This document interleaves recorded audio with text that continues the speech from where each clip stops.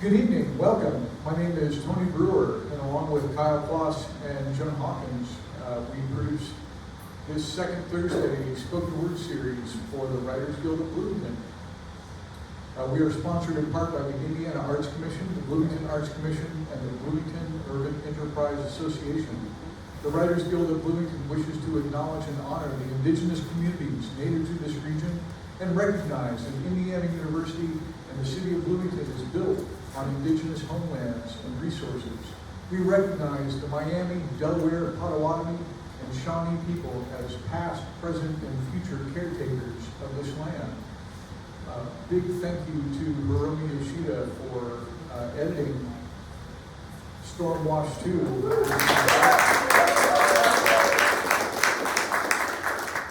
Tonight's a special showcase of folks who could get here for who are in the anthology. So that's what we're going to do first up, is we're going to make our way through the anthology in alphabetical order. But starting with me, so then I'll introduce everyone thereafter. We are having an open mic, though. If you are interested in the open mic, even if you're in the anthology, you should feel free to sign up for the open mic. What we'll do is we'll make our way through the anthology and then take a little break and then come back and have the open mic. So please feel free to sign up, even if you're in the anthology. You don't have to read poems in the anthology, you can read whatever you want. I have a few announcements to get through before that. Third Sunday Write is a virtual space where you can find writing prompts and the company of other writers. It is a private Facebook page where you can respond to prompts posted monthly. You may then write and post anytime during the month and offer a response by sharing a line from their piece in the comments. For more information or to join the group, contact Shana Ritter. It's right there. Yeah, you can talk to her in person. And please include Third Sunday Write in the subject line. Coming up next Saturday, right here at Backspace Gallery, Saturday, October 18th at 7 o'clock, an experimental film with improvised score series called Film and Music Series. That's part of the Urban Gear Performance Series. Films with live music and accompaniment. The music is going to be provided by me, Tony Brewer, along with Drecka, and we haven't determined all of the films, but at least one of them is going to be The Grandmother from 1969, directed by David Lynch. Yeah, that'll be a whole thing in the Halloween spirit as we make our way toward Halloween. Also want to remind you the last Sunday poetry reading and open mic, Sunday, October 26th at 7 o'clock at Morgenstern Books at 849 South Auto Mall Road. That is featuring James Dorr and April Ridge. Also wanted to mention the next Writers Guild business meeting. If you're really into the inner workings of a 501c not-for-profit organization, have I got an event for you? It's the Writers Guild business meeting, Saturday, November 1st at 2 o'clock at the Monroe County Public Library, room 214, and also on Zoom. I know how many of you are huge Zoom fans and 501c3 non-profit corporation fans. So there you go. And also coming up Saturday, November 15th at 7 o'clock at the Monroe County Public Library Auditorium, Aminata Forna is an award-winning author of several novels and the essay collection The Window Seat, Notes from a Life in Motion. She is presenting a talk, The Power of Storytelling. We've been hyping this one, seems like all year we've been hyping this one. Excited for it to finally be closing in Saturday, November 15th at 7 at the at the Monroe County Public Library Auditorium. Next month, come back here, Thursday, November 13th, right back here at Backspace Gallery. We'll have the Poetry Sisters from Indianapolis, Mary Sexton and Lylanne Musselman. Still figuring out the music for that one. That's going to be a great show. All of this info is available on our website or by liking us on Instagram or Facebook. And you can see there's like little QR codes everywhere. We are deserving 501c not-for-profit, so if you are interested, oh, that's the wrong one. That's it. can give to that one. You can give to that one anytime. You can give to that one anytime. This one's tonight. It's for that one. I think at this point I am going to turn it over to the editor of both volumes of Stormwash, but especially Stormwash Volume 2, Hiromi Yoshida.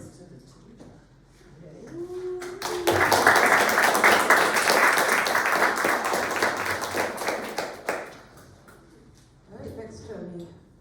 What I'm going to do is, read the foreword from this book, Volume 2 of Stormwash Environmental Poems. Thank you, everybody who for contributing to this book. All right, so I've written here that the second volume of Stormwash Environmental Poems follows the success of the first, and that was inspired by the conserved Bloomington Inter-Arts program by artists for climate awareness in the Jacobs School of Music at Indiana University, Bloomington at the Arts Alliance Center, and that happened on March the 15th of 2023. Since then, severe climatic patterns have further intensified and become normalized experiences throughout all 4 seasons across swaths of the U.S., coast to coast and north to south. At the same time, recent federal legislation threatens to dismantle or to defund agencies such as the National Oceanic and Atmospheric Administration, and these agencies are crucial for managing the climate crisis. The 30 poets in this second volume of Stormwash creatively address the effects of this crisis. Erratic climatic patterns, enigmatic natural phenomena, strange plastic things being washed ashore, nameless birds squawking, animals on the verge of extinction, fire and flood and ice storm, scorched flowers, the onomatopoeia of trees crashing into invisible forests. These poems continue to promote the concerns of the first volume of Stormwash by presenting ironic dystopian visions that alternate with affirmations of nature's whimsical powers. These poems also continue to lament the hazards caused by extreme weather patterns while suggesting that such patterns could be triggered by collective behaviors. These Stormwash 2 poems are particularly valuable when the climate is challenging on multiple levels, whether we refer to the political climate of the U.S. or the severe weather patterns that are disrupting our lives in our ecosystems. Paradoxically, none of this is natural. Yet, we can manage such aberrations of nature through legislation and through the arts, the conduits for raising consciousness and catalyzing change. The collective urge towards survival may yet break and bloom beyond storm-wild sepia years. So, while I thank Jonathan S. Baker for producing Stormwash, I extend my gratitude to Tony Brewer, Joe Hawkins, and Kyle Quass for curating and hosting the Stormwash book launch reading as part of the second Thursday Spoken Word series for the Writers Guild at Bloomington on October the 9th. 2025 at Backspace Gallery in Balkansky-Sellés. Thank you all for enabling the green space that is our Earth to become the blooming locus where life remains intact after the storms.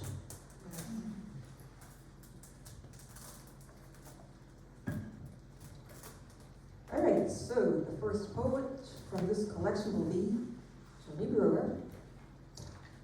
Tony Brewer is a poet and audio artist from Bloomington, Indiana, where he is executive director of the spoken word stage at the 4th Street Festival of the Arts and Crafts, and co-producer of the Writers Guild Spoken Word Series and the Urban Deer Performance Series. He has published 13 books and chapbooks, including most recently, Good Job Lightning by Stubborn Neal Press in 2024 and Water Witch by Sellés Press in 2025. Tony has been offering poetry on demand at coffee houses, museums, cemeteries, churches, bars, and art and music festivals for over 15 years. And he is a frequent collaborator with experimental music and field recording ensemble Quartet. Tony was named Indiana's 2024 Literary Champion by the Eugene and Marilyn Blake Indiana Authors Awards. More at linktree/Tony Brewer. Please join me in welcoming Tony Brewer.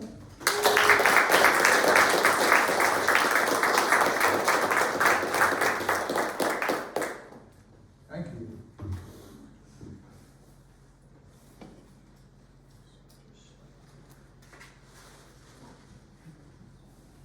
All right. Radio silence. The rotting face is what we start from. Punishing ash of arm, observing the violence of stars being born from great distances through magic lenses. No, not silence. Its detached caress of greater good, nor primitive and complicated death and flame and death, habit at the core of creation. Souls in lidded crucibles smelted into something stronger than constituents. Faces disappearing. Ash, static between stations and the signal lost. The waves go on repeating, unanswered scream, lost in rubble, knowing where they are the way birds find home. There are no birds here anymore. Faces of stone, dust, ash, fly up in smoke to where we are always ending. Tales of monsters while humans laugh, do what they do. Skull beneath skin, treachery under peace. Unblinking drones and eyes that can afford to turn away, stamp at embers when they shoot or shut. You must see the burning. Your job is sifting ash for memories, for valuables, for bone that survives. It will be hotter next time. To cease is to admit defeat. To admit is to be human. To be human is to burn. We are fuel. We are fuel. Touch and raise sparks. Watch us be consumed like the friable earth, but you can't. Eyes have been gouged. Mouths have been sealed. Towers of transmission topple. Skeletons collapse with no connective tissue. We cannot wait to burn. The screen snow shrinks like an iris, a new star when you shut it off. No, not silence. They have cut the power.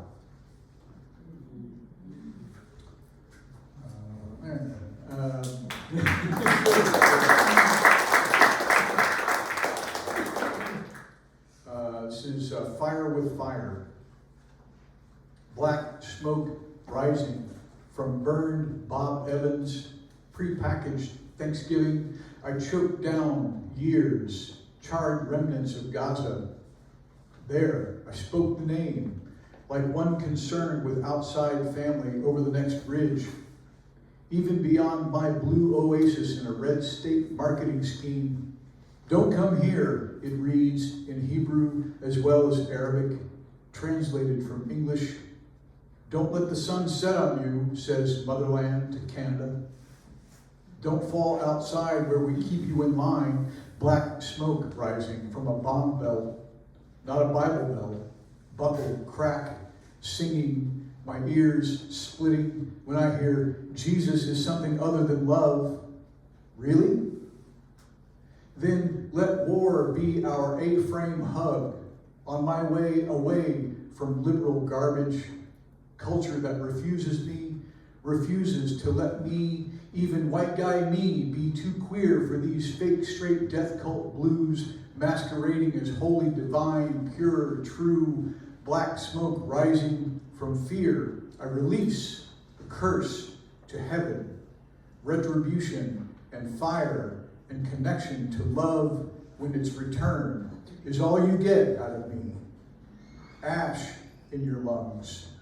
9/11 smolders in forgotten holes next to new towers, fallen, failing, up, cremated. Black smoke rising, no funeral, no body to eye a last time. I am lost to you, beneath the tangled rubble, another blowback pit.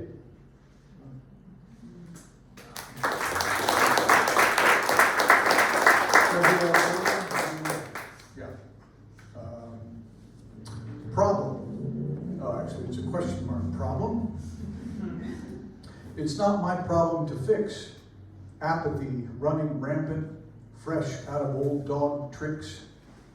Drop the guns shaped like sticks. You're still playing with the planet. It's not my problem to fix. Settle for a fun remix, not original, but catchy, damn it. Fresh out of new dog tricks. When this thoughtless act inflicts, lost in reparation tangents, it's not my problem to fix. Might as well act like dicks. Real power needs you stagnant, fresh out of new dog tricks. Watching Earth explode to bits, unshackled obsession with fragments. It's my problem to fix, and I'm fresh out of old dirty tricks.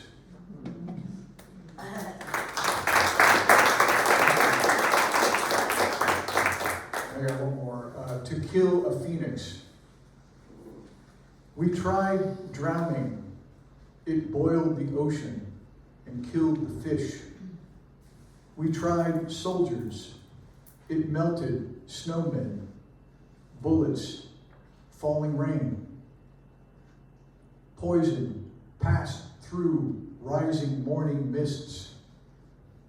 Traps strengthened its resolve to persevere whole with all limbs intact. So when our axes fell, only our severed hands remained.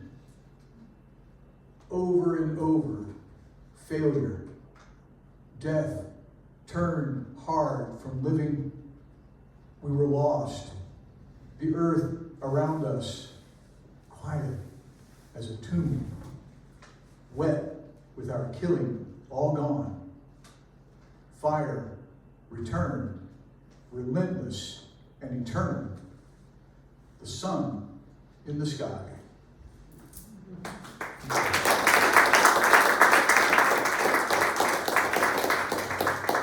Thank you. And now, done performing.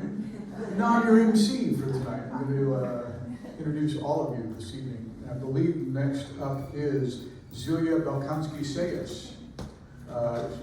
Zilia is a Bloomington-based writer and actor. She has been published in Comparative Woman, The Writer Magazine, and Trigger Warnings, and has given readings at the Writers Guild at Bloomington events. With Wild Swan Theater Company, she co-wrote Myths, Mask, and Magic, World Stories of First Times, a play performed in libraries and schools throughout southeastern Michigan. She serves as academic advisor in the Hutton Honors College at Indiana University. She holds an MIS from the University of Michigan and a PhD from the Department of Folklore and Ethnomusicology at Indiana University. In summer 2022, she climbed and summited Mount Kilimanjaro in Tanzania, where she saw the remnants of glaciers, much diminished. Please welcome Zilia Balkansky-Sellés.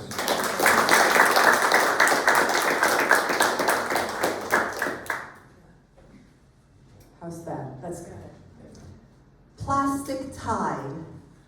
The white, empty plastic Clorox jug laps at the edge of the black lava sand beach, adding a pop of color to the necklace of strawberry yogurt plastic containers, plastic shampoo bottles, pink, green, and blue, and the clear yellow plastic dispenser of dishwashing liquid soap, long used up, long discarded, and set adrift to land in the rainbow collection strung as a lumpy necklace along the waterline. A lone seagull picks, hopefully, among the debris of the plastic tide. A hermit crab, grown too big for her seashell, fits into a plastic yogurt cup, carrying the manufacturer's name on her back as she hurries to a protective crevice in a tumble of large boulders at the water's edge. Her unsolicited promotion of a yogurt brand, unnoticed by workers and company that manufactured the cup and yogurt before going elsewhere. The foot-wide tortoiseshell wrapped in nylon fishing line offers a feast for the seashore scavengers, a quick crab, a darting sandpiper, a far-ranging seahawk. As the tide pulls away, the litter of seal and fish bodies decomposing at the lowest edge of the beach, choked on plastic packing peanuts and toothpaste caps, churn in the outgoing tide. The prints of a few seabirds blend into the sand as the tide rolls back up the shore. It has been a long, long time since any human footprints etched the beach.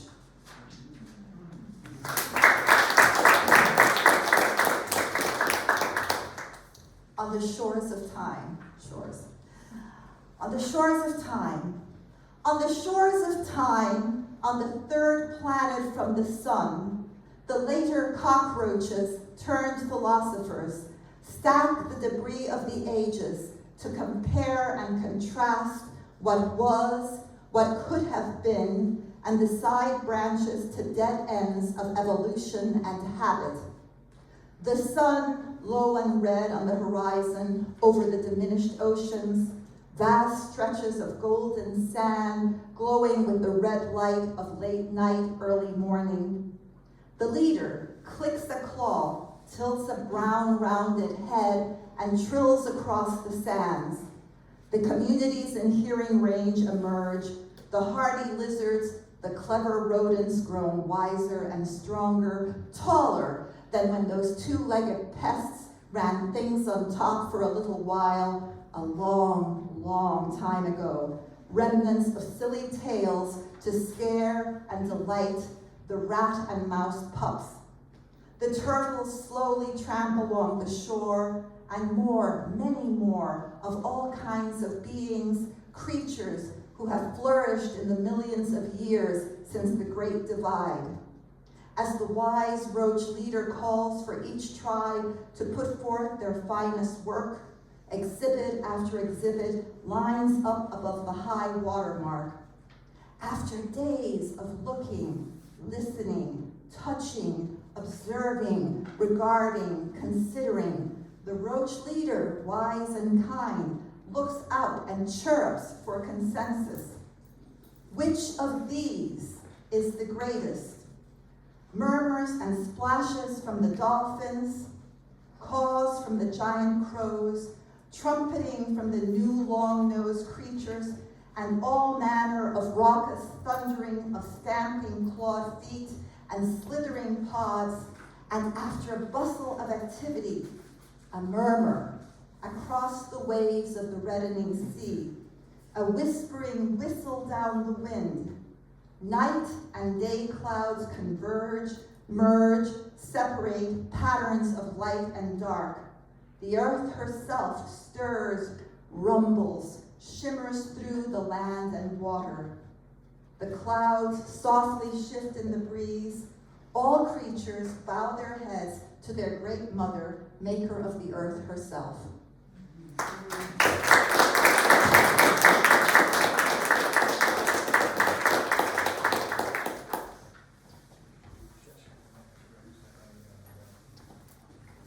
Great, thanks, Zilia. We needed to jump out of order briefly.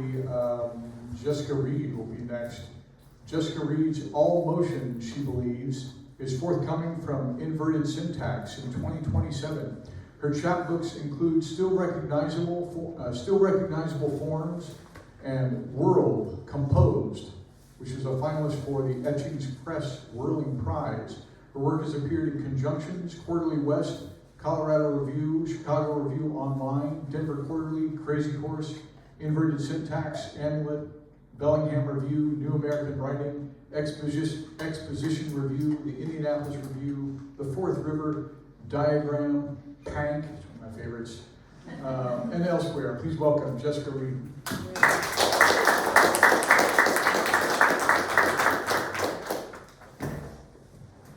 Hi, everybody. Okay, so rescue. Grass girl. Suppose we store what survives in the Staten Island landfill, wall it off to immunize ourselves of our offense. Trash mounds sealed with impermeable geotextile, grass seeded to prevent erosion. Sorry, am I? Okay. Grass seeded to prevent erosion. And even as we import native species, a power company retains access to the methane quivering beneath. Nothing wasted, yet no pretense of restoring an original landscape where once ice sheets retreated from the estuary. Ecological rehabilitation, the sum of posthumous portraits subtracted by dirt and reach, but letting go the notion that we can return to what when equilibrium has been disturbed? Not so persistent prairie or marsh, relentlessly random population dynamics, a system of confounded balance. But the fiction of a stable landscape yet appeals. In Indiana, my manufactured meadow does not rest. It, like fresh kills, takes intervention, deliberate fire, winter reseeding, sometimes, yes, the chemical eradication of bully invasives, the punishing disposal of trees in the name of conservation, where what we recover is what we had removed. Consider the carbonized papyri of the Herculaneum, offerings of Mount Vesuvius. In this oxygen-starved villa, the unlikely preservation of a library. Resembling charcoal, papyri were pitched or burned in their discovery, deteriorated in extraction, documents doused with rosewater, liquid mercury, vegetable gas, sulfuric compounds, papyrus juice, ruined again and again. Unrolled, copied, x-rayed, analyzed with nuclear magnetic resonance, and in these compartments of keeping lay the Greek Epicurus, who wrote, "Nothing lasts forever, but also nothing is utterly destroyed." His ideas carried to me via the Roman Lucretius, whose fragments were also found.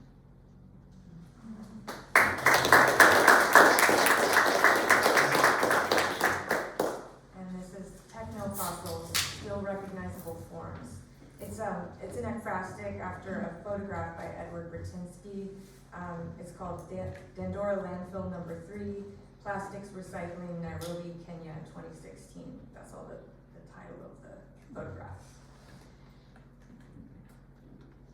And the green that will not be blended is the filtered, bracketed, categorical green, which emeralds on its own, is like a mound of clear plastic bags summing to a sheer gray. 2,000 tons daily, the expression of blueness. It's tempting to attribute this visual pattern to some spontaneous process, the cosmic cataloging of all things, for we've seen neurons and ants self-assemble. We've learned to suspect some invisible math necessitates it all, compels colors to pattern and scheme. But look, residents are hand-sorting scrap. Here they are, one with a rip in his jeans at the knee, a knit hat, thick rubber boots to wade in, another in a red ball cap, pulling labels off bottles. A third man has his head down, might even be smiling. It's tempting to think that since our growth on this planet has been more bacterial than primate, that we are blameless microbes, devouring, depleting, running out our own clock, leaving microplastics in the rock, scouring the landscape, we devastate this material. I only know that shit in nature just keeps happening. Sediments slide, chemicals drift, coastlines erode, volcanoes erupt, and we are part of nature. This should be uncontroversial. Immer ist es Welt. So, plastics, aluminum, concrete accumulate, and there is this parade of consequences, of contaminants, of choking albatross, of people knee-deep in color-coded trash, because nature is a never-ending show of shit unfolding in time, and we spread out in this space-time fabric of was, is, and will be, all of it somehow already, and it overwhelms us, and we order it, and it falls to pieces, and we order it again, and fall to pieces ourselves.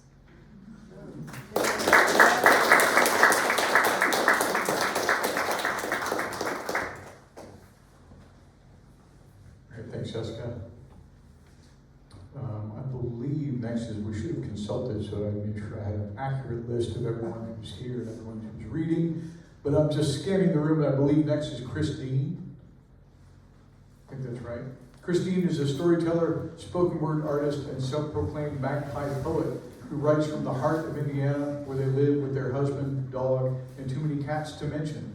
Along with Wendy Cartwright, Chris is co-founder of Keeping the Flame Alive, Keeping the Flame Alive magazine, and the Columbus Acoustic Music and Poetry Monthly Open Mic.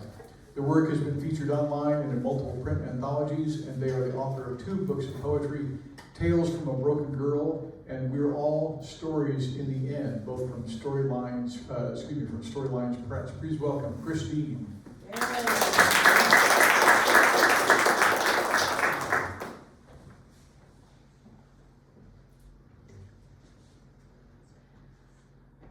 Let's have a picnic. Do you want to watch the world burn? We can make a picnic of it. You bring the gas, I'll bring the match. We can spread our blanket in the park, far away from the trees. Eat a nice sandwich without napkins, not worrying about the crumbs. Sip our drinks with pinkies out and pretend that we're fancy. Then, after the soccer moms have gone home and the benches are empty and dark, we can burn it all down and let nature take it back. And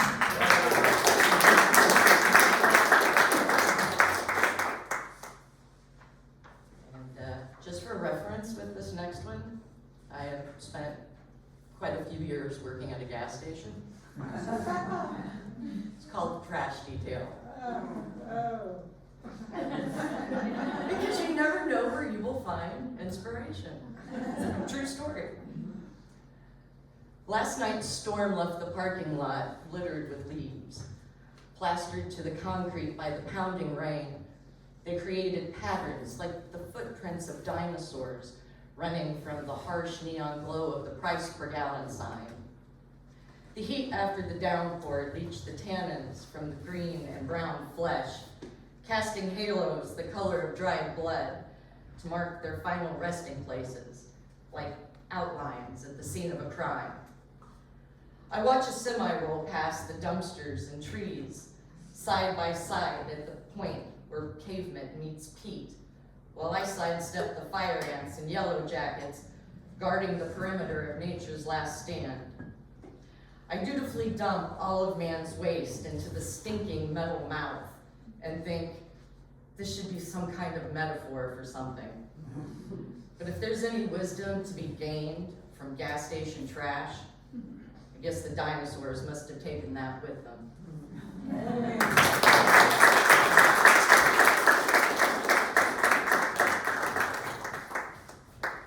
Awesome, thanks, Chris. Next up, James Dorr's Avoiding Seeing a Mouse and Other Tales of the Real and Surreal is a January 2024 release from Alien Buddha Press. Other books include his 2013 Bram Stoker Award nominee for fiction collection, The Tears of Isis, Tombs, A Chronicle of Latter-day Times of Earth, and his alt poetry, Vamps, a retrospective. Specializing in dark fantasy horror with forays into mystery and science fiction, Dorr has been a technical writer and editor on a regional magazine, a full-time nonfiction freelancer, and a semi-professional musician. He currently harbors a goth cat named Triana and counts among his major influences Ray Bradbury, Edgar Allan Poe, Allen Ginsberg, and Bertolt Brecht. Please welcome James Dorr.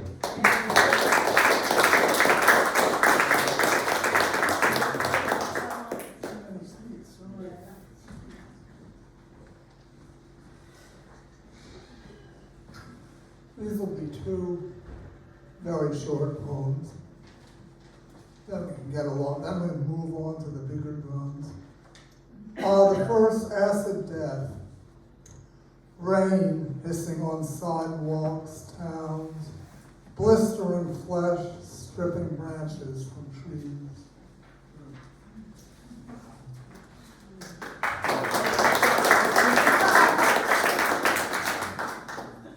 And now a short one.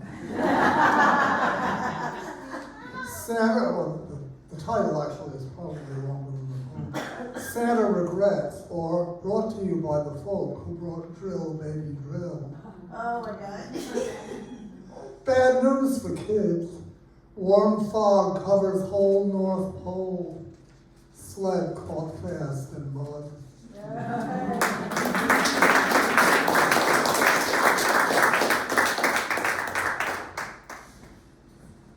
Thank you, James. Next, John K. Kruschke. John's poems have been published in a variety of journals, including Blue Unicorn, Stickman Review, the Tipton Poetry Journal, Sage Magazine, The Lake, and Flying Island. He has also published numerous articles in scientific journals on topics ranging across moral psychology, learning theory, and Bayesian statistics. He is Provost Professor Emeritus of Psychological and Brain Sciences at Indiana University Bloomington. Please welcome John Kruschke.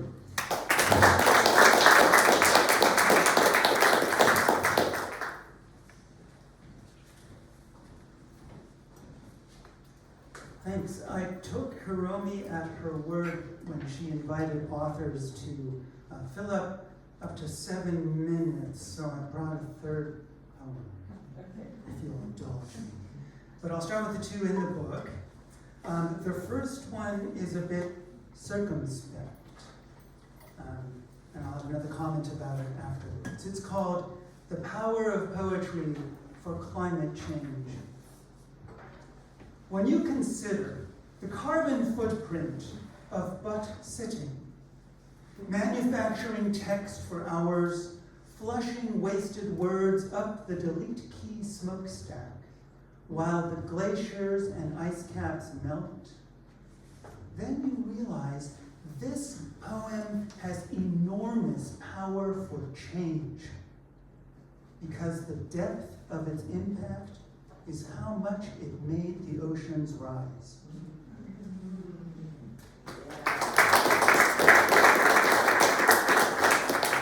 Now, you might think, wow, that's a cynical perspective about poetry. Maybe it is, but it's also just a challenge to think about, well, what is the impact of what we're doing here, this venture? And on what dimensions should we even measure that? So it's not just cynicism, it's trying to get you to think about this.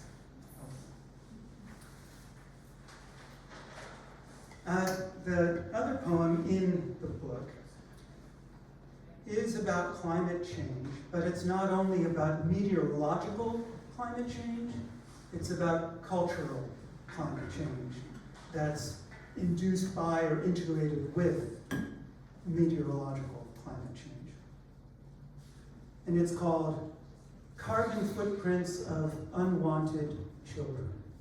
I can't put my finger on it. When did it change?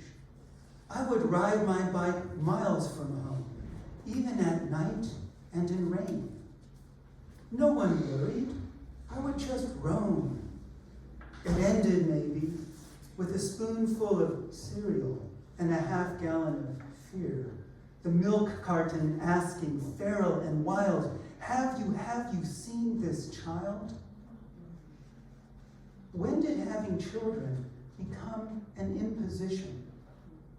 Mine were a gift and a reason to keep trying, a joy and a purpose to postpone dying. When did people reach the grim decision that making babies would only reap regret? Maybe it happened on the internet? Doom scrolling, starving polar bears, and forests burning down, all trampled to death by carbon footprints of our own. Therefore, breeding carbon copies would only be complicit. Ergo, we will have no grandchildren to visit. How did folks forget that we are children of the universe, that we're allowed here too? My toddler daughter knew, at twilight, beaming pure delight, using her own voice, Daddy, there's a tar up in the sky. Maybe I could give my voice a try. Look up and hear the bluebird sing his ancient Navajo song. Get up, my grandchild, it is dawn, reminding me that I belong.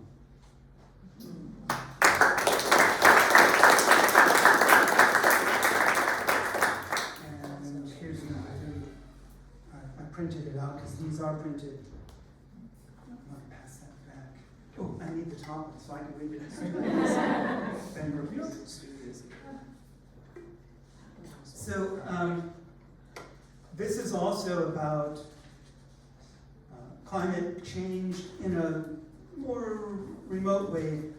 This consists of 7 stanzas, 7 tercets, and the last one was inspired by reading an article about a climate activist who committed suicide. And the article is about how their loved ones kept going in this mission.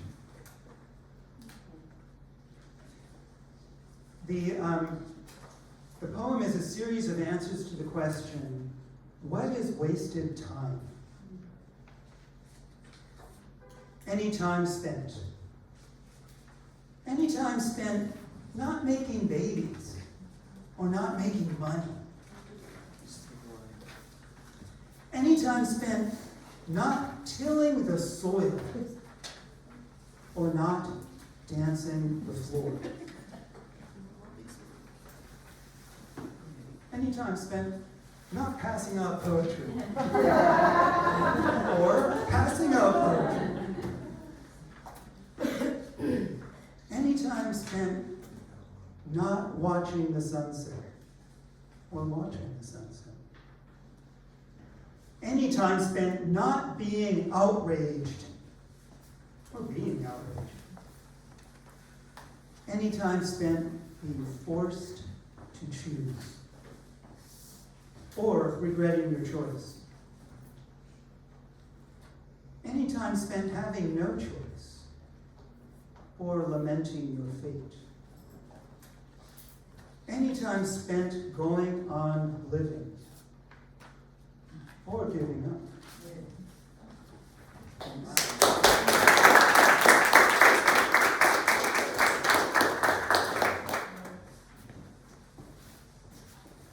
Thank you, John.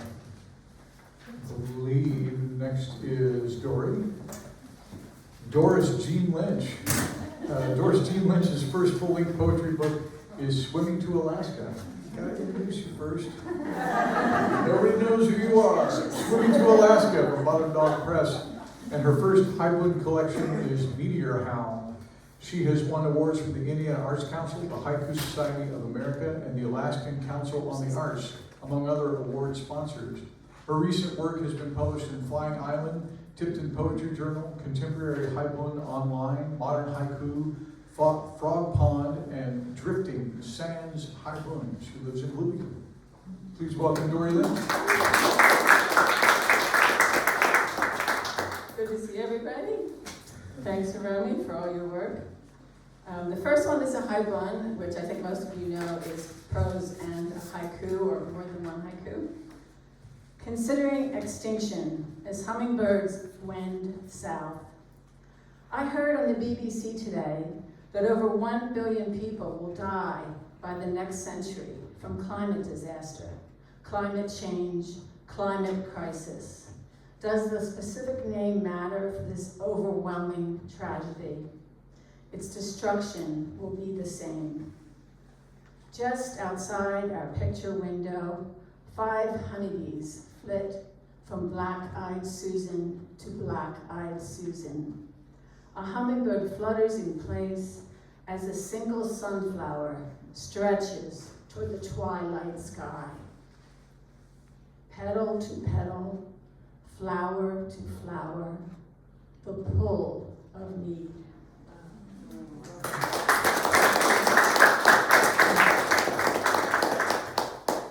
What trees now? From a once earthly heaven, these stalwart sky-brushing beings look down upon us.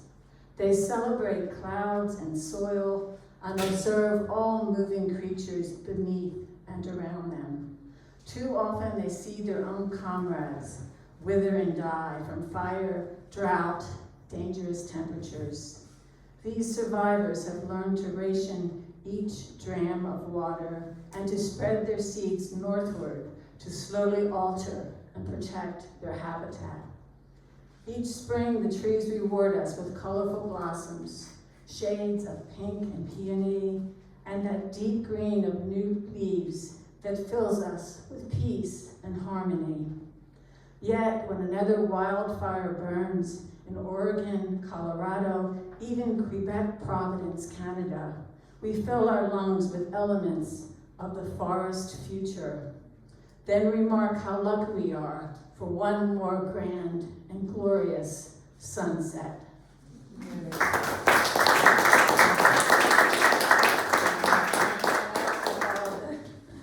Hiromi suggestion and did a couple, 2 short ones and one a little bit longer on changing seasons. Late October, moving towards solstice. Who hangs the sky of gray down? One we hope to sear with our platinum rings. Misted fall mornings are clotted by clouds seeking solace from a mainly dun and white earth. Meanwhile, beech trees cling to their flag remnants of cheer. Afternoon fog slices cowbells, goat bells, even the beldame's song. Tonight we'll wander also, parry our voices as we kayak rivers of sky.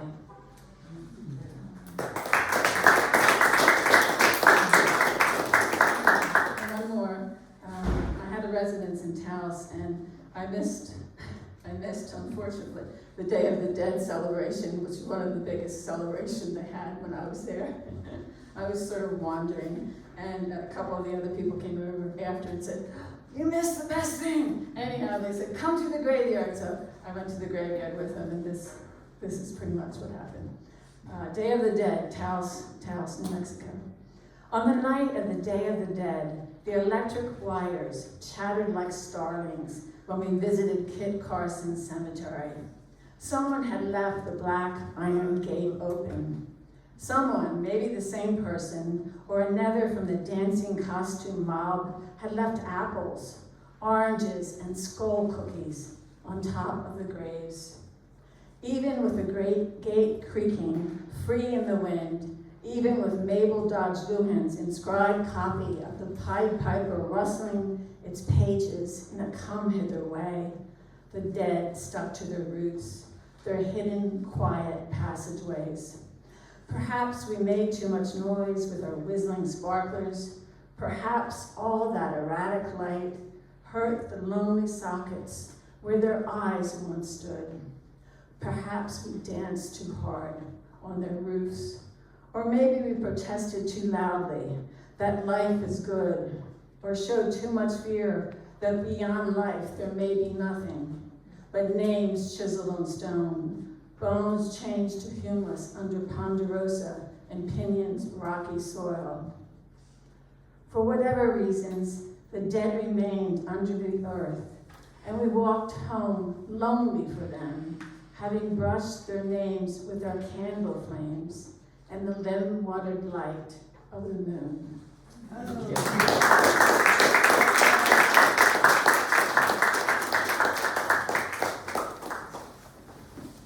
Thank you, Dorr. Next, please welcome Antonia Matthew. She is a member of the Writers Guild of Bloomington. She's written Antonia's Homefront, a transatlantic audio theater co-production of political art, London, United Kingdom, and the Writers Guild of Bloomington. It premiered on WFHB's Firehouse Theater on October 9, 2022, directed by Richard Fish of WFHB. It won a Gold Award from the Here Festival in 2023. She's the author of independently published chapbook Journey, and she has been featured on WFIU's Poets Week program.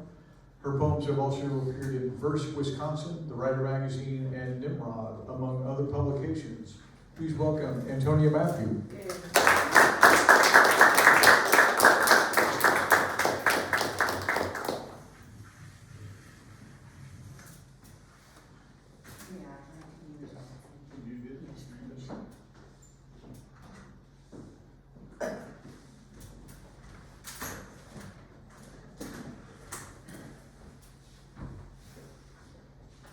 Thank you, Margaret, for making this possible.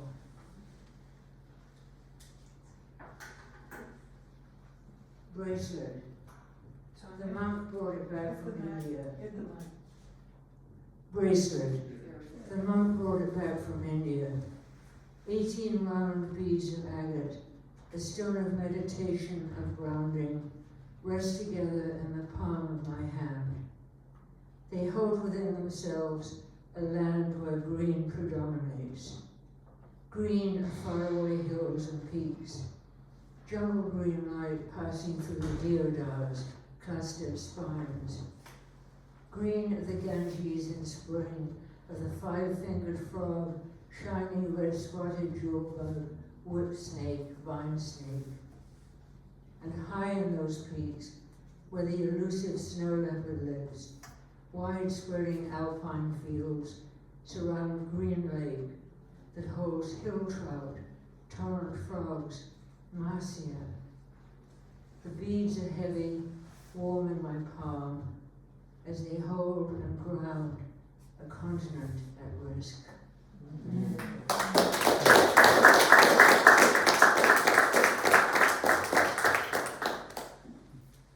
Pangolin, a shadow lost. I saw her picture in a wildlife magazine and fell in love. Was it the short furry snout, the small bright eye, sweep of the overlapping scales on her curved back, stubby leg, or the long tail with its sharp scales, all shiny copper in the last rays of the sun? I wanted to know everything about her, her length, her weight, habitat, home, country. 12 to 19 inches, 4 to 7 pounds, grassland or trees, hollow tree or burrow, Africa, Asia. Her characteristics: primarily nocturnal, good swimmer, poor-sighted, relies on smell and touch to catch her food, digs out ants with her long curved claws, catches them on the sticky tip of her long tongue. Mothering, gives birth to between 1 or 3 white-scaled offspring after a month of nursing, comes slowly out of her burrow or tree, babies clinging to her back, their scales now dark. I imagine traveling to see her, going quietly down to a riverbank at dusk, crouching behind reeds at the edge, waiting. Shadows come slowly down to the water's margin. I hear soft splashing as they enter the water, more splashing as the young ones play. I wish I could stop my story here.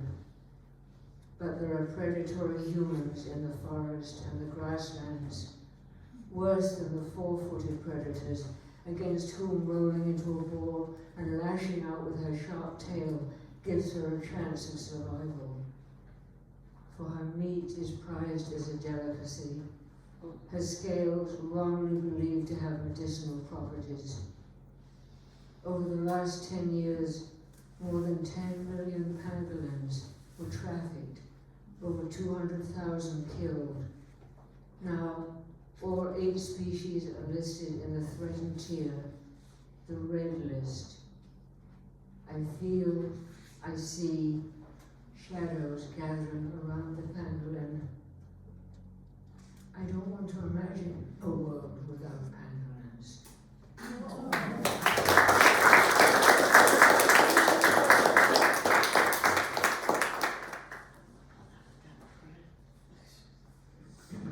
A day at the beach, a young scientist speaks.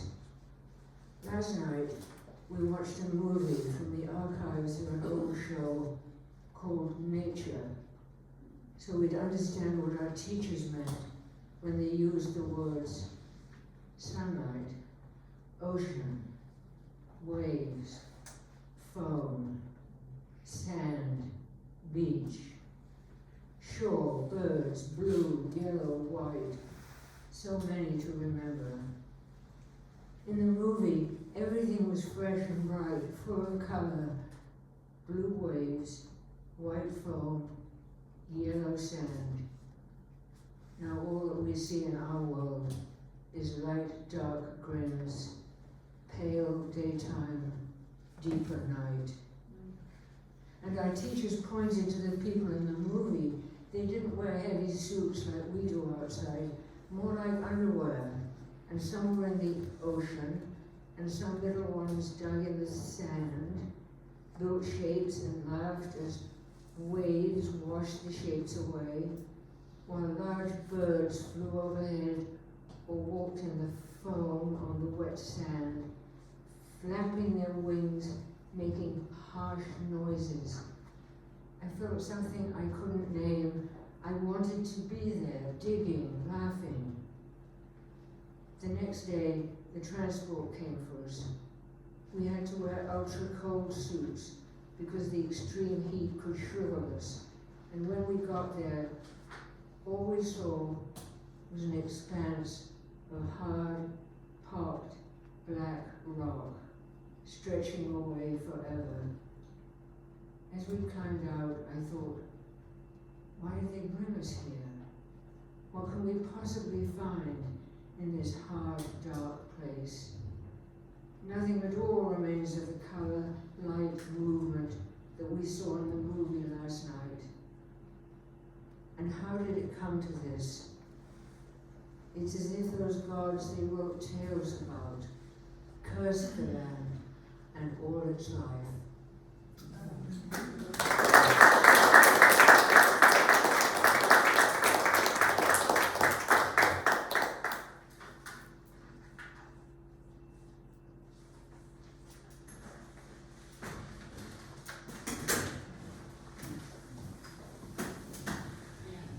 Thanks, Antonia.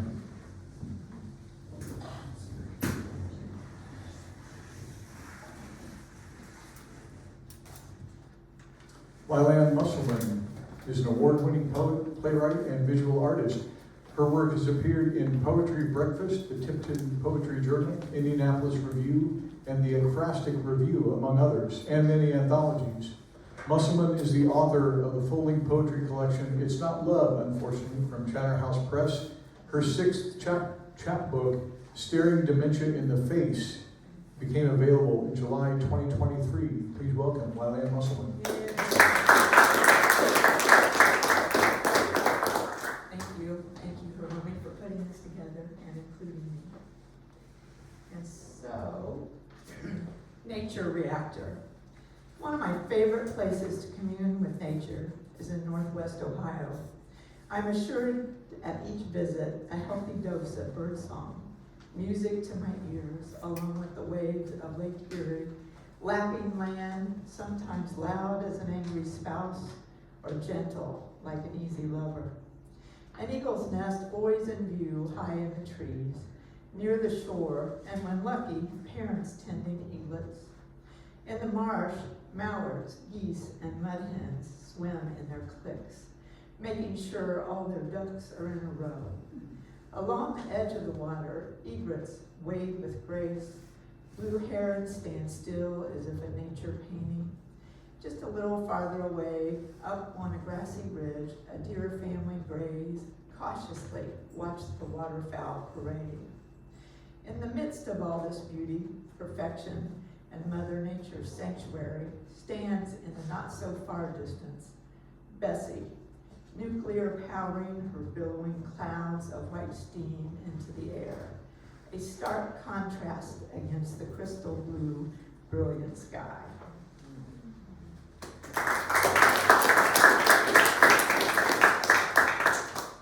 And last season, and I really appreciate those that come up here and take their glasses off to read. It's the opposite for me, it's like, lost season.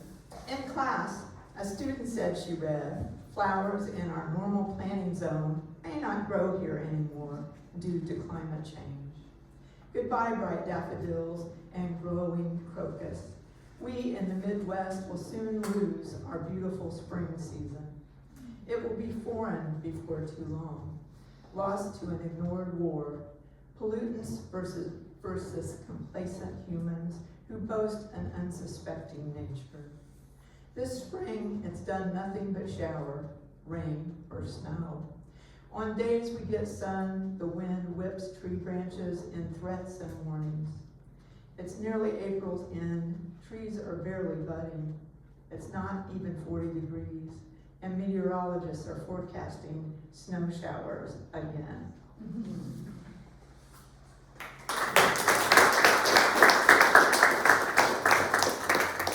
And then I brought one extra. It's just a month late, but September's my favorite. It's titled September. Sunlight glows low through my windows, a changed position from high summer light, the golden hour that casts a robust yellow glare across roads, signs, rearview mirrors. Blinding reflections surrender to sunset sooner each day. Hummingbirds fatten for long flights. Summer solitary, they share nectar at last. Dry corn stalks stiffen in fields, waiting for harvest. Leaves fall to the ground, pumpkin spice scents. Apples ripen into cider amid bushels of fall festivals, perennial as forget-me-nots.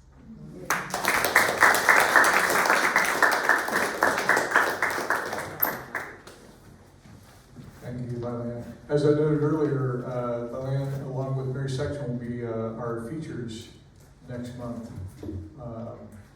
November 13th, I think I said. Yeah. Brian Price is a writer and producer of audio theater and audio art. He's released 2 books of short fiction, poetry, and monologues, The Old Cart Wrangler, The New Science and Other Notions, and The Wrong Side of the River and Other Points of Interest. For 30 years, he has been a partner in the award-winning Great Northern Audio Theater. Their film length, In the Embers, won the National Audiobook Publishers 2017 Audio Award for Best Drama. He is a member in good standing at the internationally based Electroacoustical Poetical Society. Originally from Arlington, Virginia, he now lives in Plainfield, Indiana. Please welcome Brian Price.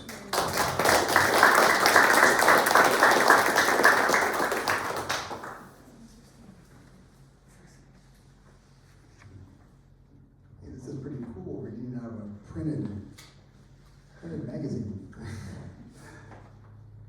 The Girl in the Hazmat Suit, number 14. There's a lot of them. Hold still, the girl in the orange hazmat suit said to me. She held out a piece of gray duct tape. The tape stuck to my fingers. I couldn't shake it off. She sighed and she said, "No, forget it, let me." She patched my hood and the tear in my shoulder. She saved my life. I was already blistering. Sometimes the sky turns upside down. Sometimes the sky turns inside out. Sometimes there's no sky. This is where I believe the girl in the orange hazmat suit comes from. Why'd you walk all the way up here? The girl in the orange hazmat suit asked me. And I said, well, I was thinking I should see the ocean. You know, someday, before it's all dried up. And she said, "Oh, that's not hard. There's plenty of ocean. It's rising. It's seeping. It'll be here in a couple of weeks, right here in the middle of Indiana. Maybe in a couple of days." "Will it have a beach?" I asked. "Yeah, it'll have a beach." "A sandy beach?" "Yeah, everything's got sand in it." "Did you ever mow a lawn?" I asked the girl in the hazmat suit. "Not in a long time," she said. "I used to lay in the grass when I was a little kid. I wanted the grass to grow and grow all around me like a jungle. I wanted to be lost in the jungle. Now we mow the sand."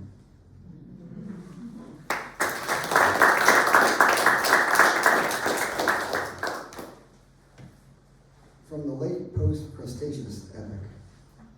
It was an epoch, I never know how this goes. We slipped. I remember, we slipped off the edge into a quarry. The dark water and cracked glass, our sleeves twisted and they caught in the car door handles. Doesn't seem like all that long ago. The first 10 to 20 years are the most critical, when the body and bones set firmly into the silt, settling in next to a dead cat, sunken TV, the bricks, the ankle bracelet, and all that plastic. We'll sleep beneath all those layers of tossed laptops, mollusk, volcanic ash, and edelweiss from the top of shattered mountains. Even our souls will become rock. Then you wait. Did they jump or were they pushed? That's what is always the first question anthropologists will ask of a fossil. They will comment, "Was bourbon and Taco Bell really their last meal?" We will be the lucky ones. We will be a snapshot. We will be the answers to frequently asked questions. And in 100 million years, they will find our hard, muddy tracks at the bottom of an ancient inland lake bed. And they will say, "Oh God, what had they done?" Thank you.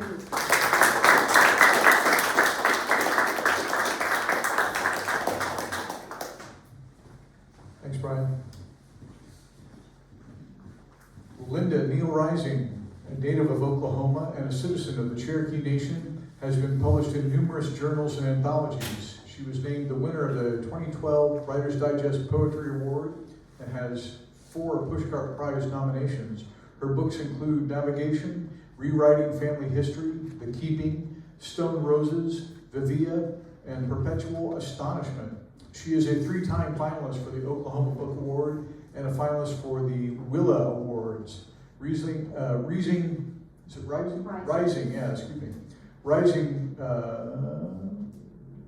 won the Eric Hoffer Award, the Kopp's Featherling Phoenix Award, the Feathered Quill Book Award, and the Western Heritage Book Award. Her book of short stories, Cigar Box of Lost Stories from Route 66, is forthcoming from Bell Point Press. Please welcome Linda Neal Reising.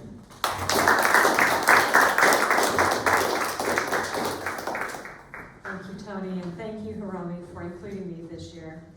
The first poem I'm going to be reading is entitled After All, and it is a ghazal.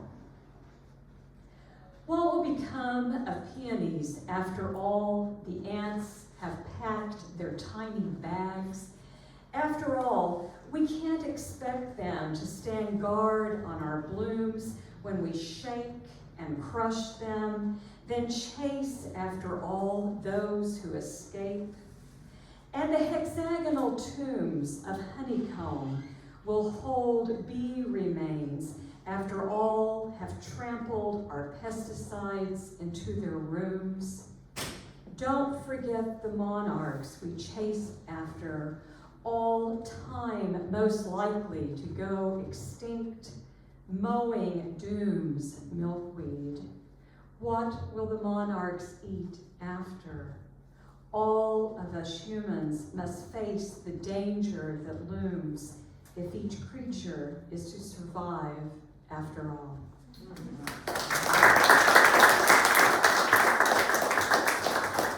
And the second poem is a pandemic poem, and I wrote it at that time because I kept seeing on the internet what the world looked like while we were all in lockdown. And this is entitled Earth Day Lockdown. Maybe this is the way it will be. Bearded mountain goats with shaggy bellies and French horns clapping their hooves across sidewalks in Wales as they stroll past a quaint store named You Felty Thing, while a cartoon sheep tangled in yarn gapes from a window sign.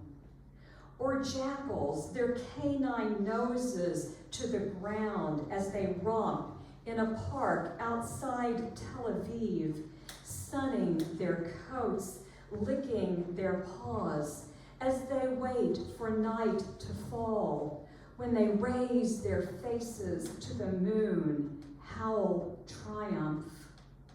Or raccoons strolling empty paths in Central Park, deer using pedestrian crossings in Japan, wild boar grazing rose gardens in Corsica, herds of buffalo striding through New Delhi roads, wild turkeys strutting the suburbs of Baton Rouge, coyotes playing outside Dodger Stadium, sightseeing the Golden Gate Bridge, ducks runway walking the Vegas Strip.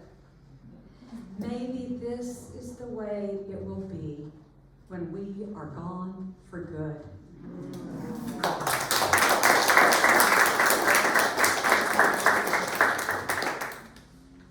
And this last one is entitled Aftermath.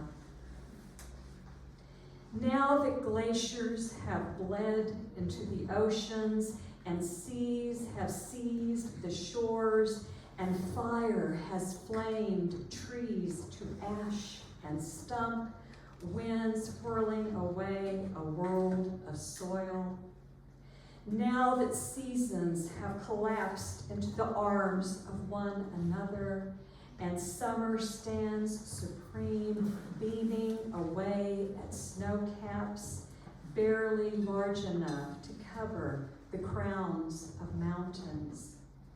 Now that birds have heard a distant whistle and followed some ancient piper, leaving yards empty of winged song, tree chatter, the murmuration of swallows, sparrows.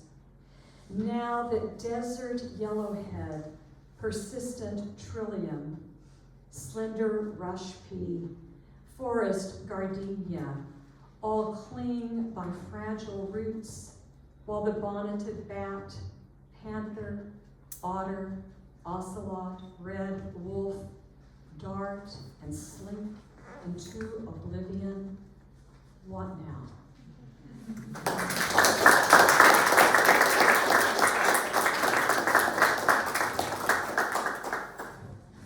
Thanks, Linda.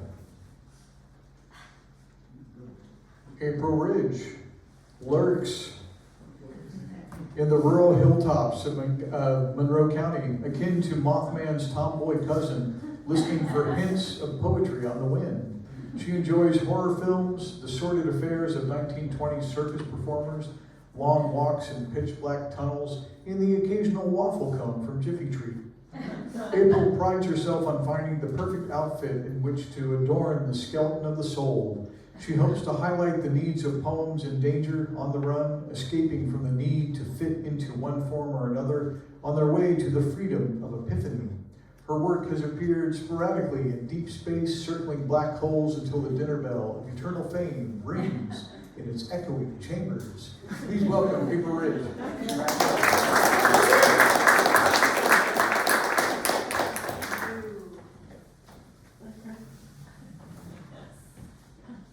Hello. So this first one here, if anyone was at Hiromi's Umami book launch at Runspool Spoon, this I wrote right after that. It's called Soggy in Our Sincerity. The sun, exhausted, muted, after battling the high winds. The raspy voiced storms pushed the sun to its breaking point among thready clouds, jockeying for position in the battle-torn sky. We fear no tornado in the Midwestern braveness of lingering on back porches, rubbernecking cloud formations, turning this direction and that. No fear, no countering this questioning nature of when will the rain begin? Will the storm wait for our curiosity to abate, or will it run us down the street? Or will it run us down on the street like a knife fight in a Dust Bowl alley in the rusted Bible Belt, clinging to life, soggy in our sincerity?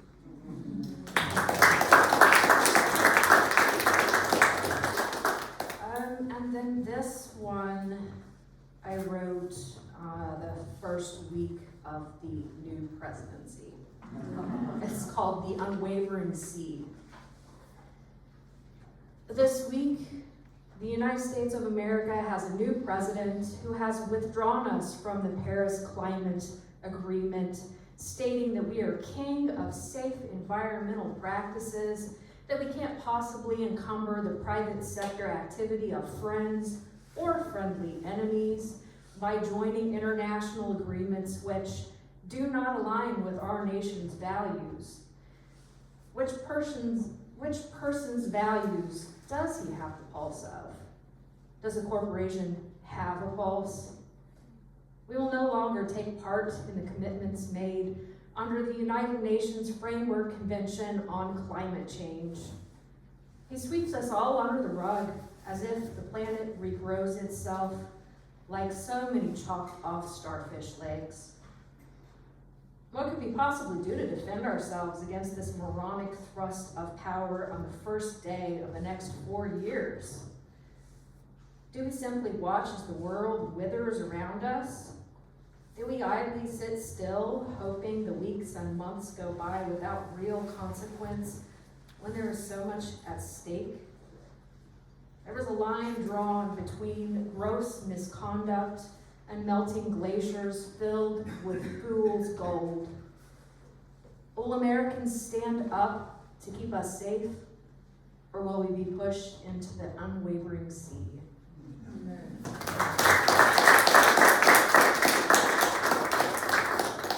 And then I was going to read my 2 short poems from the first Stormwash, volume 1. But it got all apocalyptic in here, so I decided to read this one instead. It's called Proteus, the Ghostly Dweller Turns Black. She says, in the world of the blind, all are beautiful.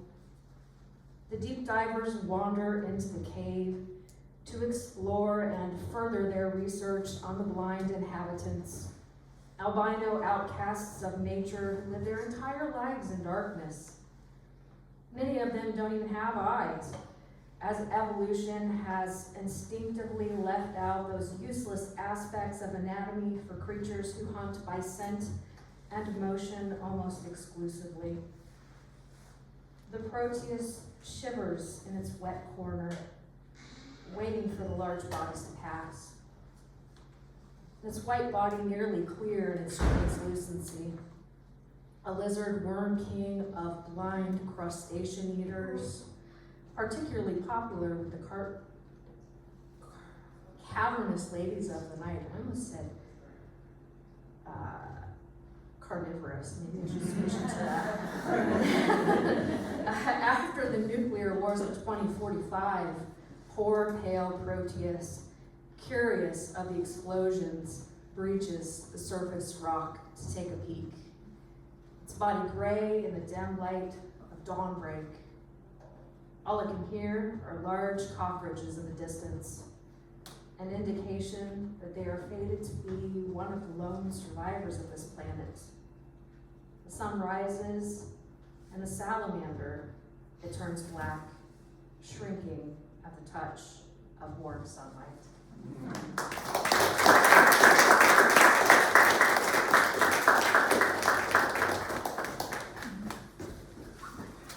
Thanks, April. Shana Ritter's poetry and short stories have appeared in various journals and magazines, including Lilith, Fifth Wednesday, and Georgetown Review. Her chapbook, Stairs of Separation, was published by Finishing Line Press.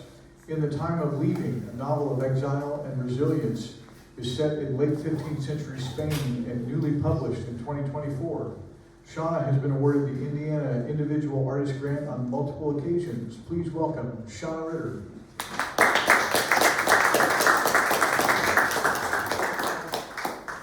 Good evening, everybody. You look different from up here. In these times, the flowers are beginning to open: hyacinth, daffodil, tulip, iris, peony. I can no longer name the seasons by weather. The bridges between what was and what is are closed. We have not chosen this. We are only weavers of cords. We must retool all the looms, spinning as we mark the living. Remember, work is not what we earn, but what we do. Gibran said it best. Work is love made visible. The arc of our days shift. We stitch each one anew. Someday the rocks we are moving will form a wall and shelter us all, if we are willing.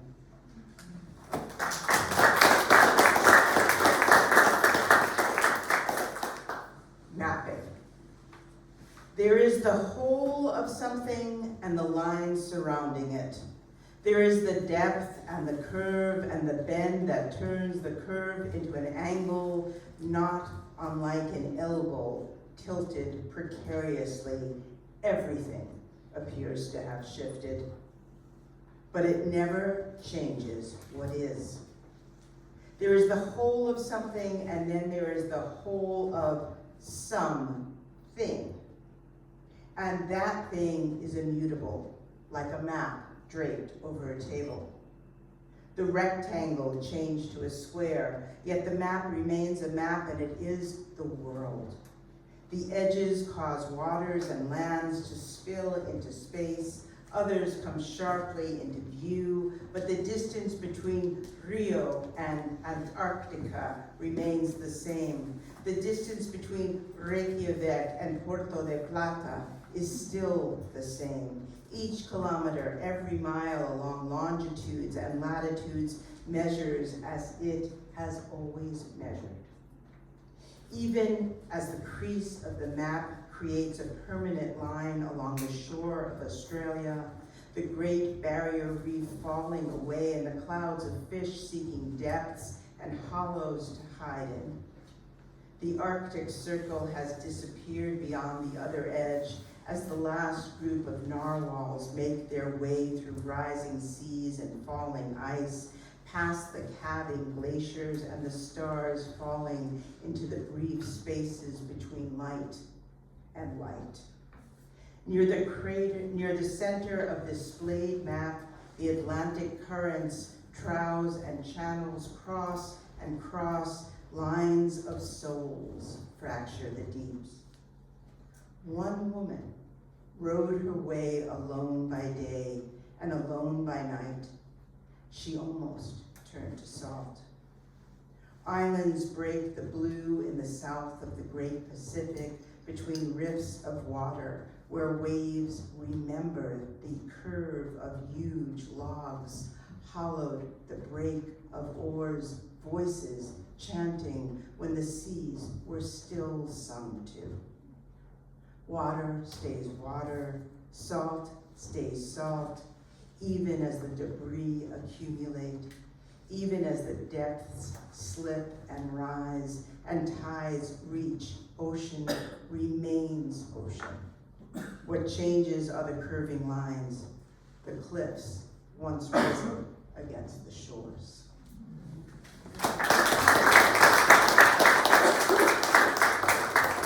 And because I think our great hope is to nurture wonder, especially in children, wonder at the earth we live in, I'm going to share one other poem that I wrote for my grandson when he was 3. He's now 15. I have 6 from 1 to 15, and that's why I keep writing and keep working. With my grandson at 3 by the pond, we toss pebbles one by one from the small shore of the small pond that rests just outside our door. We try to count the circles that emanate as each stone breaks the surface, makes its own center. We watch as the water dissipates into stillness. He asks me where they go, and I, thinking he means the stones, start to explain gravity, until I realize it's the wrinkles of the water quieting that puzzle him. Just then, the breeze rises and the smooth water turns to chalk as the sun thrusts out, turning the gray day to blue-skied brilliance, setting each tiny crest to a sudden shimmer until the whole pond is glinting, alight like a broken mirror or 1,000,000 stars. Micah takes in his breath and whispers, "What is that, Nana?" "Light on water," I answer. He nods knowingly. He slides closer to me and says, "It's magic." Oh. And it is magic. This time with him, the water sparkling till the wind dies away, the autumn afternoon turned dusky. We continue to toss pebbles. We lose count, but the ripples reach us here, where we sit on the edge together.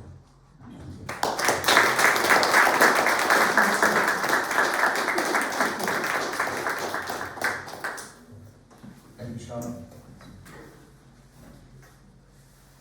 Blossoms, butterflies, and the patterns of lichens keep Margaret F. Squires walking outdoors, good for her health, both mental and physical.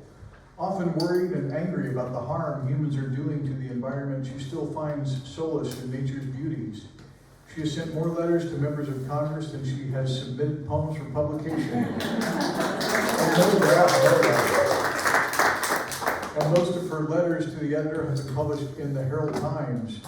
Her poems have been published in Brass Bell, a haiku journal, Writer Magazine, Fairy Tale Magazine, and the 5 Women Poets chapbook, Birds of a Feather. Please welcome Peggy Squires.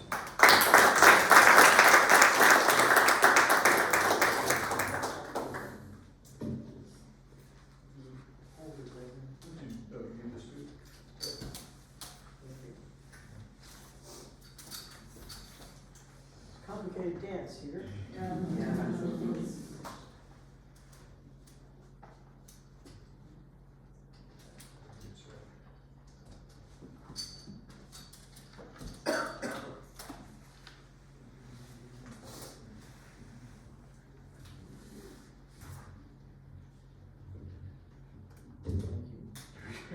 Sorry.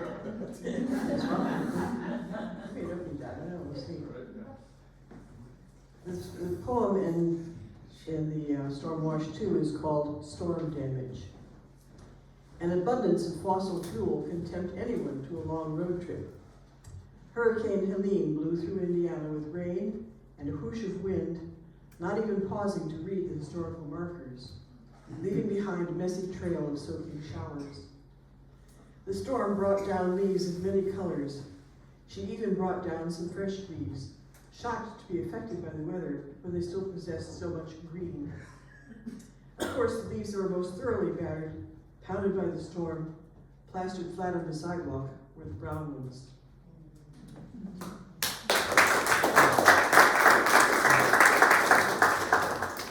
And I brought one other poem. No one has heard this. You said every joy. Shane Modern has heard it, but this is for those of you. For those of you just tuning in, the Protestant work ethic was merely a demigod until Ganesh's mouse escaped and sought him out, acquiring strangely flat, round black ears along the way.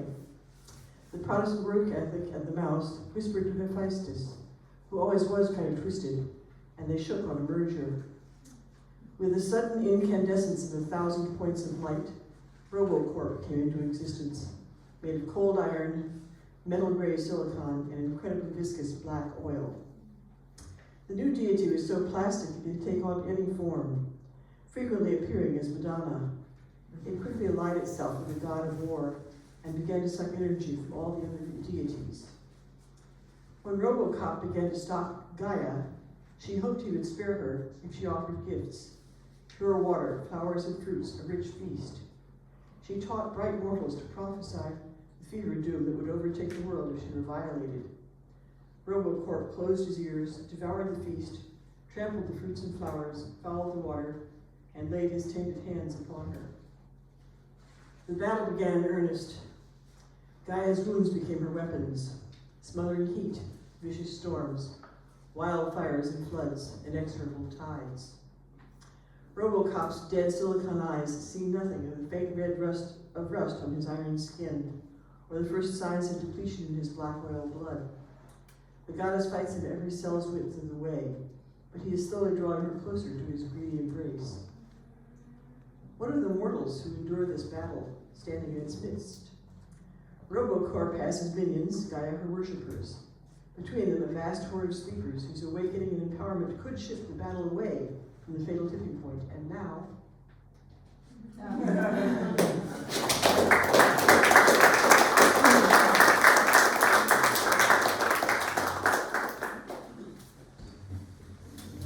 Thanks, Becky.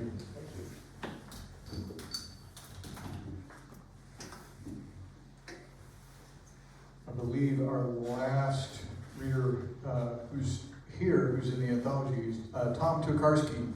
Lives and writes in Bloomington, Indiana. His poems have appeared in a number of journals, as well as in a linen weave of Bloomington poets and Know This Place, Poetry of Indiana. His poems have also appeared in the June-July 2022 issue of the Writer magazine. In 1993, he won the first prize for poetry in a contest sponsored by the Ohio Valley Writers Guild. He was also a winner of the 2021 Words on Wheels Poetry Contest, sponsored by Bloomington Transit and Matrix.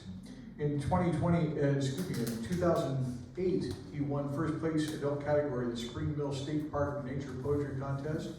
With a bow to Abe Lincoln, Thomas Tokarski considers himself to be a poet of the people, by the people, for the people, with lines and verses for all. Please welcome Tom Tokarski.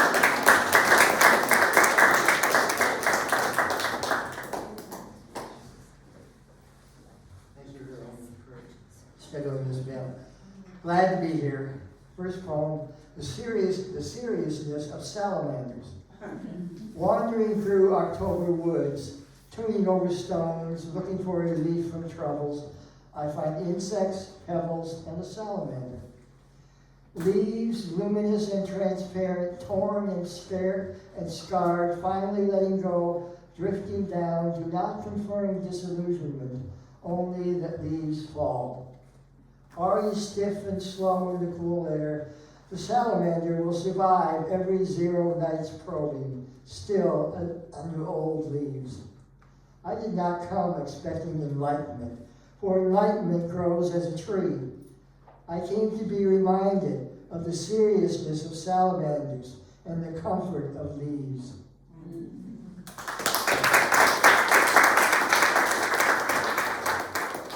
It's called Merging. A huge oak tree, leafless in January, exposing massive trunk and thick spreading limbs that thin to the smallest twigs, to the finest tips that merge with the vastly blue sky. Beneath the tree is a scattering of small birds, weak winter voices in lean saplings. What is a tree but the roots of the sky and the fingers of the earth, quietly holding the world together?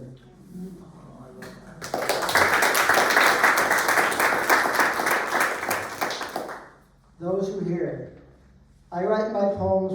thoughtful intent, weighing every word, rant and rave and letters to politicians and editors, enumerating facts in logical order. And few care or even remember beyond the day what I might have said. While the white-throated sparrow sings every spring, and those who hear its probing, clear stream of song remember for years. And finally, this poem appears in the Stormwash too. From stars to sparrows. We humans stare into a star-blazing night sky and can only imagine what is out there. While here on Earth, we are encircled by miracles, life in boundless forms, from ferns to sequoias, viruses to whales, sparrows to humans. We stand in awe of the beauty of forests, deserts, oceans, marshes, and mountains, watching as our fellow creatures fly, swim, think, run, and play all around us. We assume that we are the epitome of creation, without affirming our need for so many others, from the flora in our gut, the breath of trees, abundant clean waters, and the life-supporting balance of Earth's climate. Sadly, we are careless with Earth's bounty. We deny problems we create, believing the Earth will heal itself. We discount what does not serve our ambitions for growth. Our planet is a feature of the heavens, mysterious and glorious. We must begin with humility and intelligence to accept our role in healing this earth, to preserve the only home for all of us. Thank you.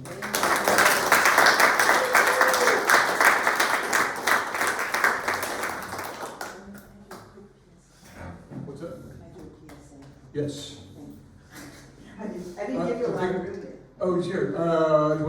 Thank you, Tom. And we're going to take a quick break, but I think Shana wanted to do a quick PSA. Fully endorsed, so please do. Yes. Thank you. I just want to let you know the Writers for Democratic Action is a national group that formed about 5 years ago, looking to preserve our civil rights, engaging writers in action. We've just formed an Indiana chapter. We're brand new. And if you are interested in finding out more about that, see me during intermission. Thank you, Hiromi.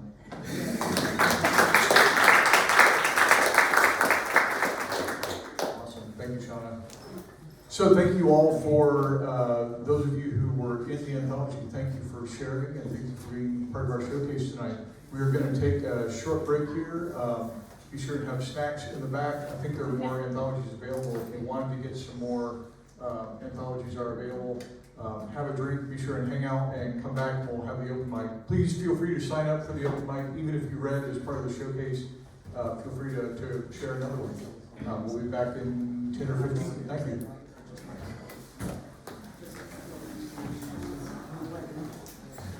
So I'm going to go ahead and I will go ahead and introduce folks, so you don't worry about it.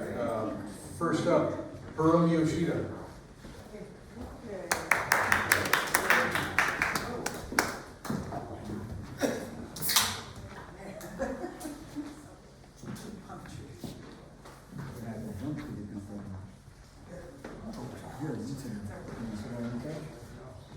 I didn't decide to do this till the last minute, but I figured Jonathan might be happy if I would read his poem for him out of Stormwash 2, since he's not able to make it here tonight.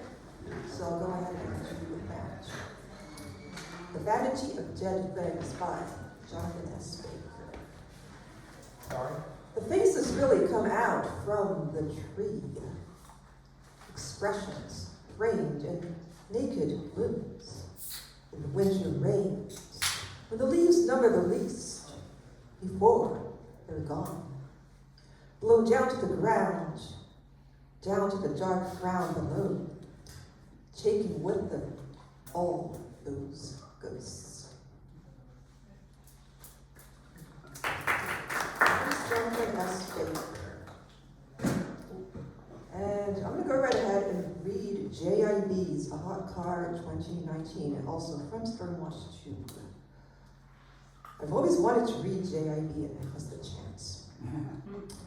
A Hot Car, 2019. The earth is a lot hotter than it's supposed to be. The AC is broken. My mother says that it doesn't make sense. It shouldn't be broken today. It worked yesterday. Yesterday we told each other the truth. Again. The truth is rarely innocent. The earth is a lot hotter than it's supposed to be. People who are considered experts on the subject say that it's too late to save ourselves. I almost tell her that's the nature of broken things. One day they work. One day they don't. But that isn't the truth. The truth is almost always more brutal. Brutality takes time. Things don't just break. Things are broken. Today we're talking to each other like everything is still in one solid piece. Yesterday, we told each other the truth.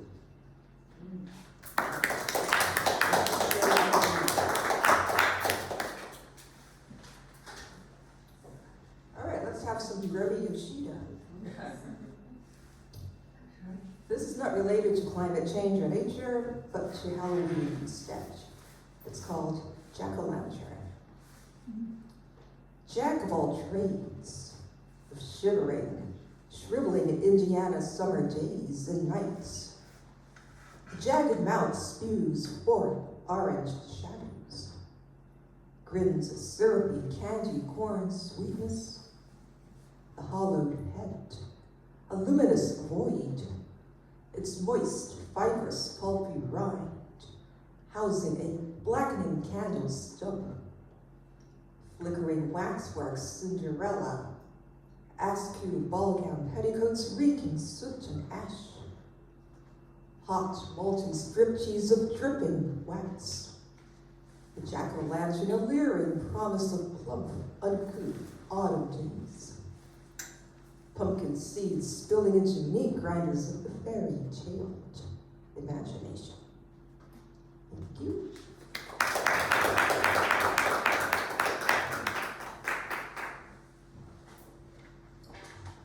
Thanks, Hiromi. Next up, Owl. Hey, she's decided not to. Decided not to? Okay.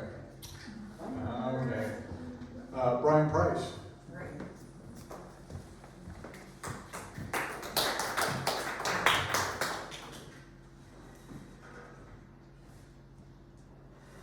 Last month we had Jason Baldinger, is that how you pronounce his name? Yeah. Anyway, he's a really good poet, and he runs a magazine apparently called Trailer Park Quarterly. And so I wrote a Trailer Park poem, and he's since said he's not accepting submissions right now. So we're going to do a thing that I've never done before, which is read off my phone. We'll see how this works. I ain't never done this before. The Trailer Park Lawn. A postcard with postage due. A dog pees on the flamingo. It's mostly green except where the former tenant used to change his oil. Dead yellow jackets in a Coke bottle. Backing in, the truck rolls over my girlfriend's eldest daughter's youngest son by her second marriage's Tonka truck. A red plastic pony is trapped in the front seat. My daughter, I call her that. I treat her like that. She calls and she says she's running late, and to get the kid macaroni and cheese, out of the box and not the microwave. We'll eat outside with those bent metal table trays and the camp chairs that I got out of the dumpster behind Walmart. The kid's skinny little butt slides between the webbing. Hopefully there are enough briquettes left for one more day-old frozen Tuesday and a baked potato wrapped in foil. The kid asked, "Can you put Barbie in the fire?" I said, "No, you can't put your sister's Barbie in the fire. That's no way to treat a lady." He knocks a wiffle ball under the neighbor's ostentatious double wide. A guy next door, he has a ride-on mower. He cranks it up every Sunday morning at 7. It's the reason I drink beer at the same time. The 6-inch high white plastic picket fence is along the carport side drive. And it says, "This is mine, all mine." The garden gnome doesn't take shit from anybody. The palaces of ancient days had vast vistas and high walls. Here a chipmunk hides behind a dead tomato vine. I get out the hose. Every castle deserves a moat. Thanks.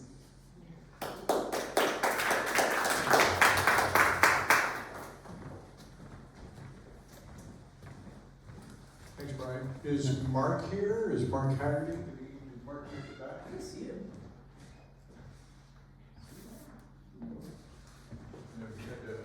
He had to move his car, but so we'll hold the space for him. Maybe he'll come back. Joan Hawkins.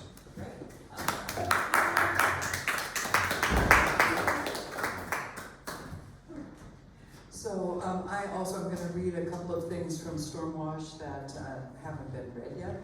And I just want to acknowledge Hiromi one more time and give another round of applause. It is a lot of work to do an anthology. A lot of work. And on top of that, Hiromi has very generously offered to donate all the proceeds from Stormwash to the Writers Guild so that she can continue to fund the Last Sunday Poetry Series, which is why the codes that are up for the book are the Writers Guild codes. So doubly a huge thank you to her. Okay, so I was going to read one by J.I.E. Also, I gravitated sort of naturally to the kind of prose poem things in this volume. So this first one is called One of God's Miracles, the Invention of Survival. And it starts with an epigram from Luke 1940. If they are silent, the very rocks will cry. Billions of years ago, when the moon was much bigger, without reason and against all odds, a single-cell organism formed in the muck, in the bottom of the ocean, in all the silence. It learned to react to light.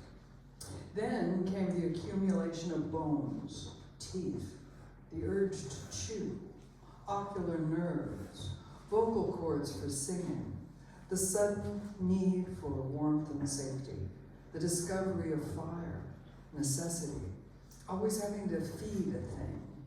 Trees stretch their arms towards the sun, moths learn to love the moon, flies acquired a taste for shit, organisms breathing boiling water, billions of years.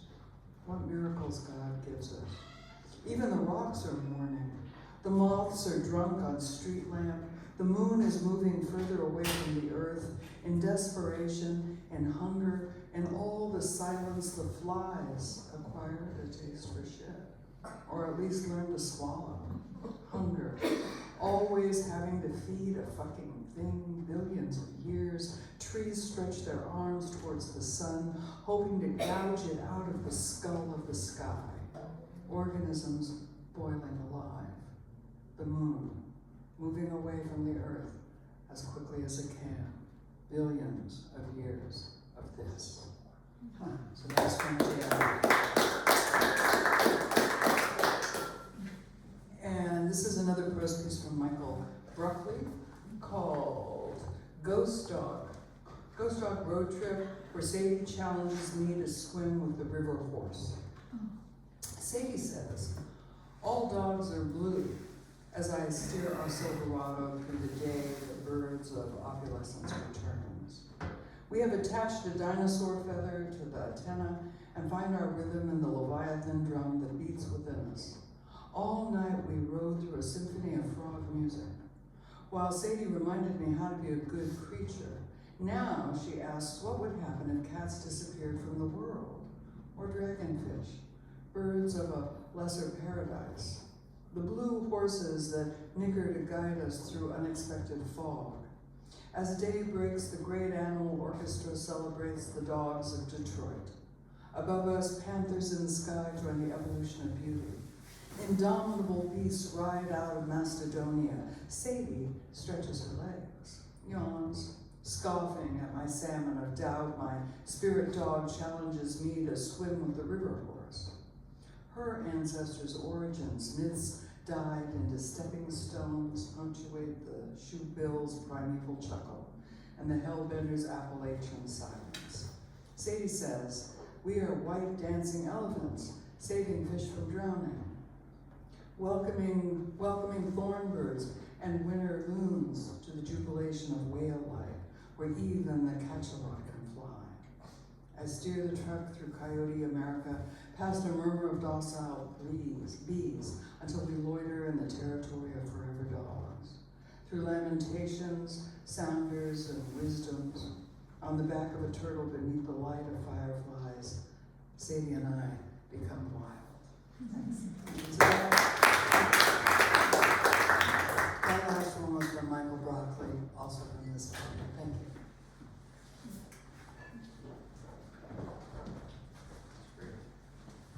Thanks, Sean. Next up, James Dorr.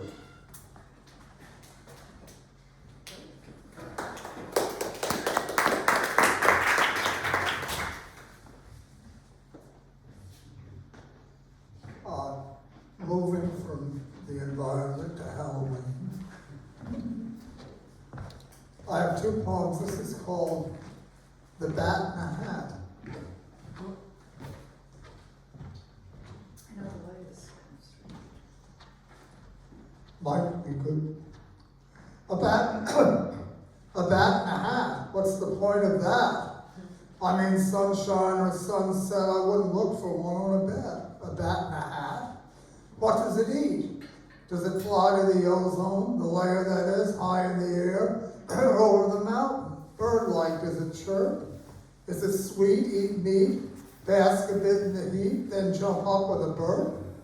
Does it drink from a fountain all alone? Should I give it a pill like it was a pet? Or unpetted in defeat, pump mill water for it to wash its feet? Give it shoes for a treat to go with its hat? That bad.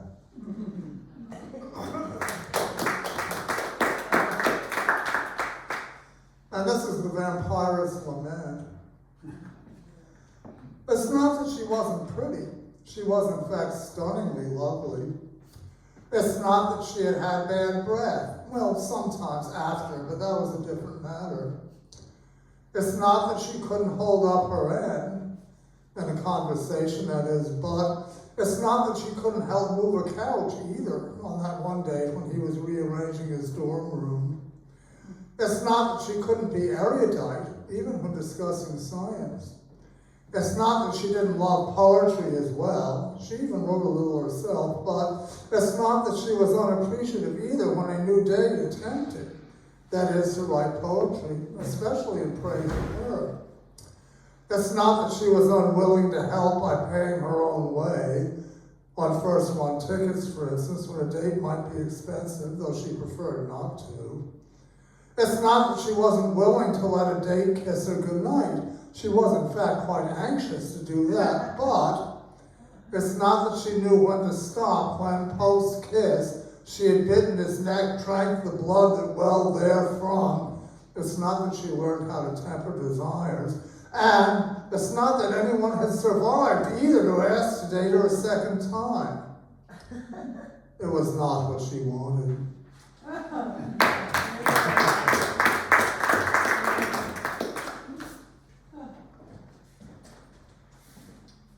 Awesome. Thanks, James. Is there anyone else? Does anyone else want to read something? Yeah. I'm not a poet, though.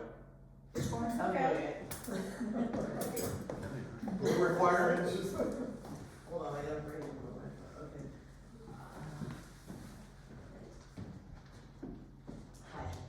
Hi. My name's Chandra. I met Hiromi a while back at the Arts Alliance Center in the mall, And I'm more of a visual artist, I'm not a poet, but I really hate writing about my artwork. So I've decided I'm just gonna start doing really short poems to describe my artwork. And there is an exhibit up right now. It's called Art for Earth. It's at the Pillar Alliance in the mall. And a lot of the proceeds go to environmental organizations if you purchase them. So I have 2 pieces there that are made out of textiles and they're kind of abstract, but so here's my short little poems that I wrote. All right, the first one's called Underworld. Okay, deep within the earth, humans rob riches from their mother. Scars are made with no care in the world, nor for each other. That was that one. And then the second piece of work I have is called Forest's Edge. And all right, here we go. Skylights push the forest to its edge. Consequences peek through the brush at their demise. While humanity teeters on the ledge, inhumanity multiplies. Okay.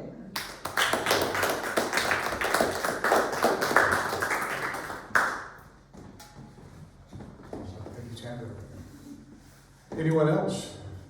I think that's going to be it. Mark did not rejoin us, so I think that's going to be it for this evening. Thank you all for coming. Thank you all for being here. Thanks to Hiromi Yoshida once again for editing and Stormwash.